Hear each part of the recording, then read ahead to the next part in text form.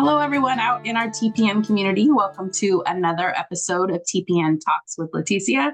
Today we have a special guest, Kim Gibson, one of our corrections programs managers. Kim, thank you so much for joining. Excited to have this conversation with you.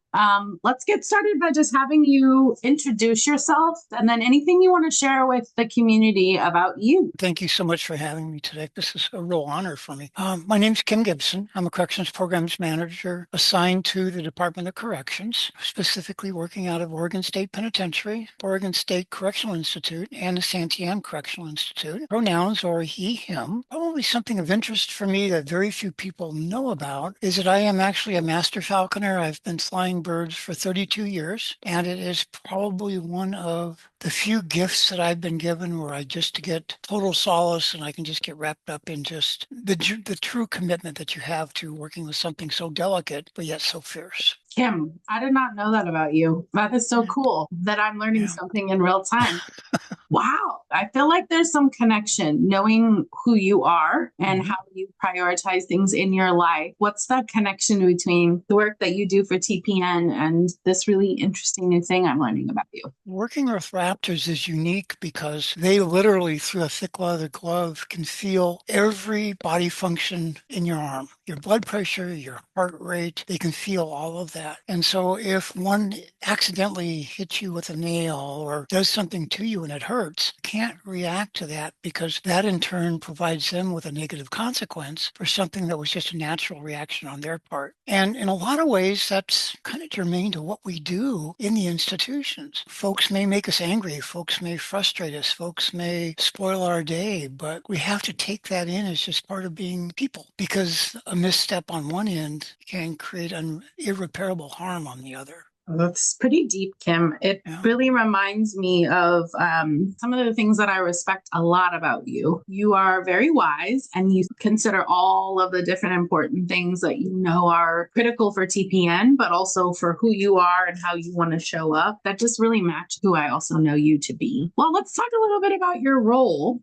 You are our most senior corrections programs manager, and you've done a few things in your TPN lifetime. So what does your role look like now? How has it evolved? And maybe describe typical day or even some of the things that you enjoy doing the most. Well, as you mentioned, I'm now the Senior Corrections Programs Manager. That really is a title because we are surrounded by unique, very powerful, and very, very, very good other managers in the corrections program. And our deputy director is phenomenal. So we just have an excellent team. And as you know, you can't paddle a boat by yourself. It takes a team to get you from point A to point B. And so from that regards, the role really hasn't changed a lot. But what has changed is the complexity of the role. Back when I first became a manager, we would take the strategy, if you will, that the director and the deputy director or the executive director would create, and we would simply operationalize it. And we would literally just put people in place, watch for behaviors, and make sure that classes ran appropriately. Now,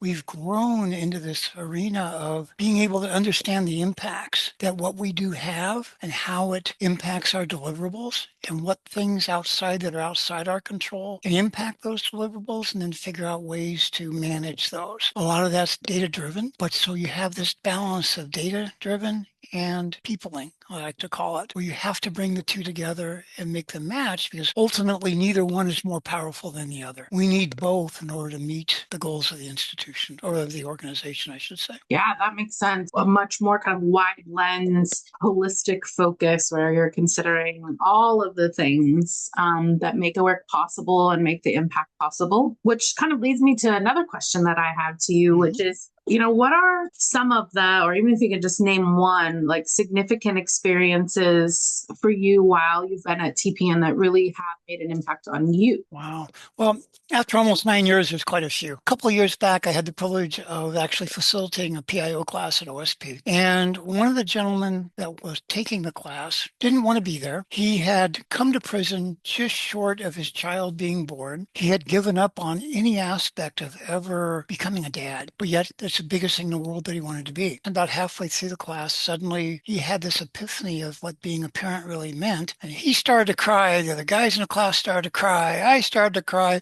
Nobody knew why anybody was crying, but everybody was crying. Fast forward to graduation. He wanted to put his child and his mother on the graduation list, although she had gone through years of denying him access to visitations because she hadn't seen progress in his temperament and in his ability to be a father. Well, he had been sending her homework assignments and different things that he had been doing throughout the class for 3 months. Ultimately, at graduation, I hear this, Cam, oh, gee, they're here. And I turn around and he's staring at these two people. He goes, what do I do? Go say hi to mom and greet your daughter. And so, of course, they did. And there was this big reunion and everybody in the room started clapping for him because they showed up. But what was really remarkable for me was all of that. But then at the same token, here's this little lady comes walking up to me very, very daintily and very shyly. And her questions were simply, are you him? Are you the guy?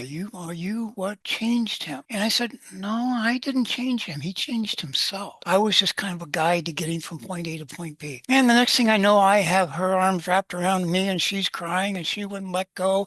And the COs are standing up and everybody's watching. But it was probably one of the most remarkable experiences of my life because we hit all of the check boxes in terms of parenting, in terms of people, in terms of meeting all of the things we need to meet on a daily basis. It all came together in that one class. Thank you for sharing that story. I can see why that had an impact on you. And it's a reflection of the work that we do to create space, right? For people to be able to step into change and transformation is always connected to a bigger picture. And it sounds like in that moment, you were able to really see the work that you had done with that class, with that particular dad, that parent being given credit, right? Maybe for something that you were a part of or, walking alongside the person, but being able to really give credit back to him, I think is another powerful part of that moment. We create a lot of opportunities, but people are the ones who really step into them. So I just, really appreciate that reflection. Well, Kim, the mission is something that I love to talk about, and you know what our mission is. I'm just wondering what does it mean to you, and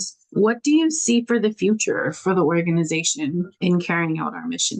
This is a conversation I have with my staff almost weekly. If I was to look at our mission statement, I look at it really as empowering people. I know, and everybody here knows, that we're dedicated to helping folks that are impacted by the criminal justice system. But a lot of folks don't realize that impact goes far beyond just the incarcerated person. It goes to all the different stakeholders involved. And research and time and study have proven that just in the way that we can manage the children of incarcerated parents makes such a big difference in the future. As I started reflecting upon this more, I started thinking about, well, what are some of the tools that, that we really provide in our classes? And we provide emotional regulation, of course, and we provide skills such as communication and even parenting skills. But one of the big ones that we really provide is something as simple as conflict resolution, because it's really not that simple. It's really, really tough. And whether it's conflict resolution inside the institution or outside, ladies and gentlemen that have been incarcerated are confronted with this for a long, long time after the fact. Whether it's working full-time, having to go to school at night, trying to reintegrate with their families, and still trying to prove that, hey, I'm worth something, I want to be a dad. Those are things that they have to be prepared to manage. And I think we're one of the few organizations that really provide that level of walking alongside of.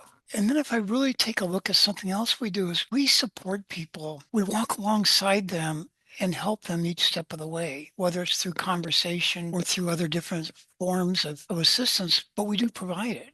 And we're true to our word in terms of the facts that we do provide it. And we don't talk about it if we can't do it. And I think that's something that's really important for my staff to understand and the people that the other managers around me to understand. One of the things I know that we run into throughout the entire DOC system in our programming is the idea of dignity. And we provide dignity by simply making sure folks understand that who they are in the moment is not who they can be in the future. And we'll have guys all the time in classes say, man, I'm nothing but a worthless pile of whatever. I'm in prison. I'm never going to do this. I'm never going to do that. And so you'll stop the entire class and you'll talk to everybody for this. And your assignment for the night, your challenge is go home to your cell, look in the mirror, and when you come back tomorrow, tell me what you see. So they do. And did you see felon written across your forehead? Well, no. Did you see anything in there or in that mirror that stipulates that you in this moment is who you are going to be for the rest of your life? Or do you see an individual that can be whatever you want to be?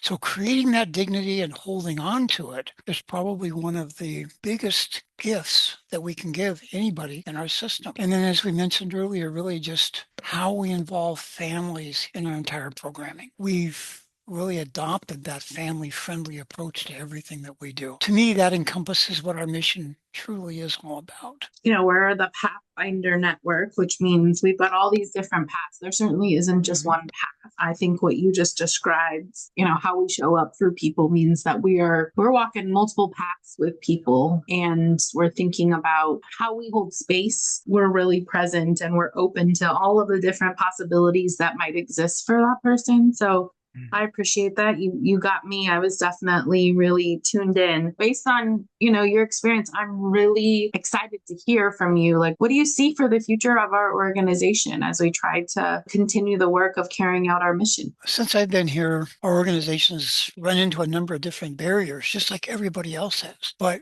for some remarkable reason, we always overcome and we always come out stronger and better. And I really do think it's because of the people that we surround ourselves with as an organization. We have remarkably intelligent people, and we have people that are committed to the work that we do. Even with our current climate within the country, I still see our organization as coming out light years ahead of everyone else, because we are the preeminent organization when it comes to reentry and the ability to help system impacted folks. We truly are. People come to us for guidance. They come to us for direction. I see on the horizon possible changes to how we do business now in the Department of Corrections, because we're offering additional curriculum. And I think that that's already being excitedly received. And I see that our corrections managers, our CRMs and our counselors are going to really embrace the idea of coursework that digs deeper down into trauma and digs down deeper into the way we respond to a variety of different things that confront us on a daily basis. I see our staff also growing in that regards and requiring additional skills or skill sets, if you will, to be able to deliver that material in a way that's not self-harmful. They're already tackling those issues and they're doing such a great job at that training. And I just see our programming continuing to expand over the next 5 years. I truly do, both in the community and within the institutions, because sometimes when we talk, we forget about the tremendous impact we have on our community programming as well. Thank you, Kim. And one of my reflections about you is you have always been just willing to jump in and try something new. I don't know how many times it's been like, Kim, we got this new idea. You're willing to come out of the classroom and manage this brand new thing with this brand new partner, or facilitate this curriculum that's never been facilitated in DOC before. It's something that I definitely just stands out to me. And so when you talk about the future, it's really easy to see your vision and kind of where I know we will go, even through navigating difficult times and difficult situations that are just a part of being an organization. So I appreciate you sharing your reflection. And I just really have enjoyed this conversation with you. So thank you for taking the time. Thank you for sharing your experiences and wisdom with me and the rest of our community. And also want to thank everyone who tuned in today for another episode of TPN Talks with Leticia. We're going to thank Kim for joining us, and we'll see you next time. Take care, everyone.